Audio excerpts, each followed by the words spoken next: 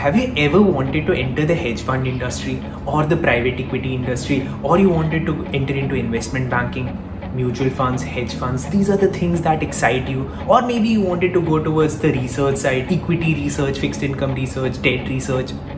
Now, if all these things excite you, then CFA is something that you should know about. Hey guys, welcome back to FinLadder. In today's video, we will be talking about CFA. Now, I've been searching over the internet about CFA and all the information that I found was very outdated. So as a result, I have come here to make a completely new video on the changes that have happened in CFA, all the new things that you need to know about CFA. Even I have posted many videos on CFA.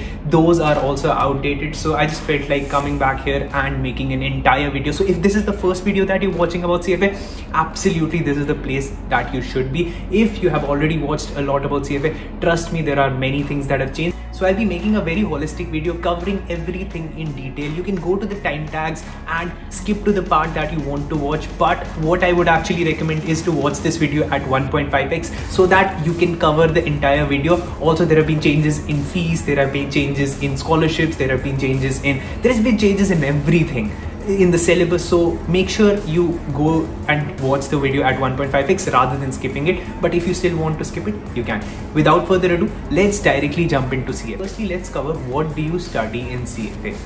Now, when we start understanding what we study in CFA, we get to understand what are the job roles that we'll be doing.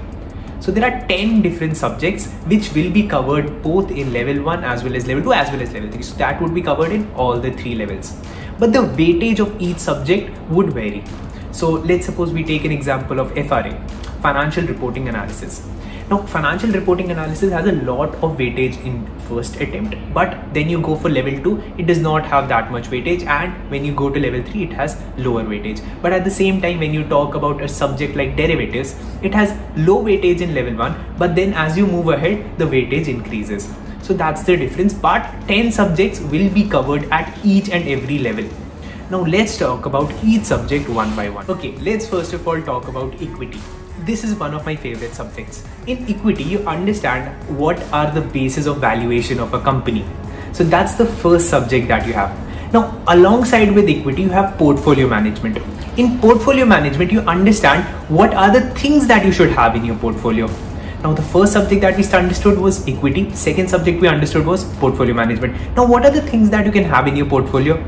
You can have debt securities in your portfolio. So debt becomes another subject altogether. That's the third subject that we have, that is fixed income.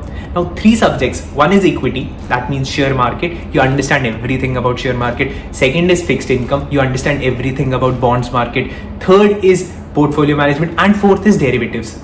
Now, what is derivatives? You've already understood derivatives. If you've watched any of my videos, you would have already understood. Derivatives are futures, options, swaps. So in your portfolio, you can have equity, you can have derivatives, or you can have fixed income, and all these combined makes your portfolio. Now in CFA, you study these in 4 different subjects. You study a different subject for equity, different subject for derivatives, different subject for fixed income, and all of this combined, how do you manage all these things, which should have how much investment, is portfolio management. So these are your 4 subjects. Now the best thing about CFA is it is not only past oriented but also future oriented. It keeps an eye on what are the changes happening in the industry. So that we have alternate investments. Now alternate investments include everything. It include hedge funds, private equity, gold, real estate, commodities, currencies. It also includes NFTs. So it includes all these things, which is actually very good because it means that even if there are changes happening in the entire finance industry, CFA is inculcating all these things. So that's your 5th subject. Under 6th subject, you have economics. In economics, you understand the economy on whole, because as a CFA, you can also enter into policy making. And if you're entering into policy making, you need to understand how the economy works, how are the economic factors affecting the companies. So all these things are also important. So that's your 6th subject. Under 7th subject, you have FRA, financial reporting analysis, under which you study about accountancy. Now under accountancy, you need to know what are the rules applicable in the United States. You need to know what are the rules applicable all across the world. So there are two different sets of rules. In USA, you have GAAP, G-A-A-P, Generally Accepted Accounting Principles, and for internationally, you have IFRS, International Financial Reporting Standards. So there are two different standards altogether. Under CFA, you need to study about both these standards. When you're studying Indian accountancy, you're just studying one set of accounts. But when you're studying CFA, you need to understand both GAAP as well as IFRS. You also need to understand how different securities are brought into the market. For that, a subject has changed completely. It used to be corporate finance. Now it is corporate issues. So in that we cover how are new securities brought into the market. Next subject that we have to talk about is quants. Now, when we talk about quants, you need to understand, there are some people who ask me, do I need to be very good at maths? And my reply to them is, basic simple maths is all you require for CFA, not anything else. Just basic simple maths. Do you need differentiation? You do not. Do you need integration? No, you do not. But what do you need then? You need to be very clear, crystal clear with the basic concepts.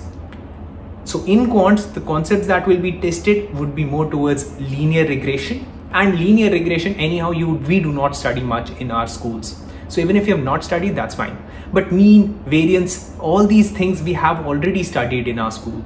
So that is something we need to be comfortable with. If I have to say, you have to be very comfortable with basic algebra, plus, minus, divide, multiply. If you're comfortable with that, CFA is for you. If you're not comfortable with that, if you cannot multiply, if you cannot divide, then CFA might not be the thing for you. You need to put these things in formulas. So that is important, but derivation, differentiation, integration, that is not required here. And finally, last but not the least, is ethics, which has a lot of weightage in CFA, because CFA gives ethics a lot of weightage. They actually think that people should be ethical. Under ethics, we understand if we are in an ethical dilemma, how do we deal? So if you are given two positions, how do you deal? And ideally, we feel like it would be very easy, but trust me, ethics is the only thing where people get confused. The situations are so close that you feel like, okay, A is also good, B is also good, what should I do? And most of the people end up making a lot of mistakes in ethics. So that is the final subject that we have. So these are your 10 subjects, and these will be tested in all the 3 levels of CFA. Now the weightage would be different. Now moving ahead, how many times can you give CFA? So for level 1, you can give it 4 times a year. What are the 4 months that you can give it in? So you can give it in every quarter, in the middle of a quarter. So Feb is one attempt that you can give, May is the other attempt, July is one more, and November is the 4th attempt that you can give. So that's for level 1. What about level 2 and level 3? So for level 2, you can give it twice a year. One in the first quarter, that is Feb, and second in the month of August. For level 3, you can give it in 2nd and 4th quarter respectively. Now that is with regards to when you can give the exam. What is the fee that you have to pay? So if you're giving the exam in 2022, the fees that you have to pay is 700 for level 1, the early registration, plus 450 for the exam registration. Okay, you need to understand that you have to pay exam registration fee. You have to register yourself with CFA. For that, you have to pay 450, and for giving the exam, for going for the exam, you have to give 700. And if you're planning to give the exam in 2023, you have to give only 350 for exam registration, but CFA exam fee would be 900. So they have hiked up the exam fee from 700 to 900, but reduce the registration fee from 450 to 350. So net effect on your level 1 would be of $100. That is somewhere around 7,500 rupees.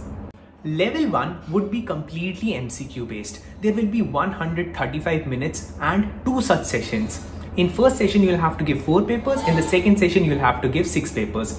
135 minutes, and you will have to give 90 questions in this time.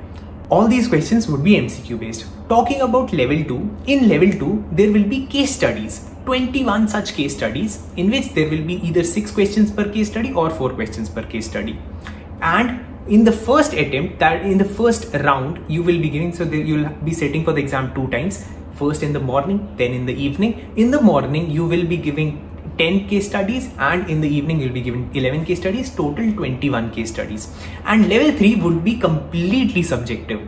There will be no objective questions, only subjective questions. So these are the 3 levels. And to understand the fee for level 2, you do not have to pay the registration fee. That's out of the way. You just have to pay the exam fee, which would ideally be $900.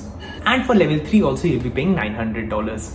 So that was with regards to part 1 of this video. I believe I'll make 3 parts of this series so that you understand CFA completely. Abhi we have to understand eligibility criteria for CFA. We need to understand salaries that there are after level 1, level 2, level 3. We need to understand who are the companies, which are the companies that are hiring CFAs. What are the future job opportunities and job prospects? What are people who are already CFAs doing? And we need to understand what do you need to combine CFA with FRM, MBA. We will also be understanding that. So this is the part 1 of this video. There will be 3 other parts. What else you can do is go to the description of this video. You'll find a link. If you have any other CFA related queries, you can put your number and email ID in that form. Our counselor will get in touch with you, help you with all the details, help you with all the questions. At the same time, you can watch second video from here. If we have not come out with that video, just wait for some time. We will be coming out with it. Thank you so much for watching. I hope you enjoyed it. You can go to the comment section if you want me to talk about anything else. Thank you so much.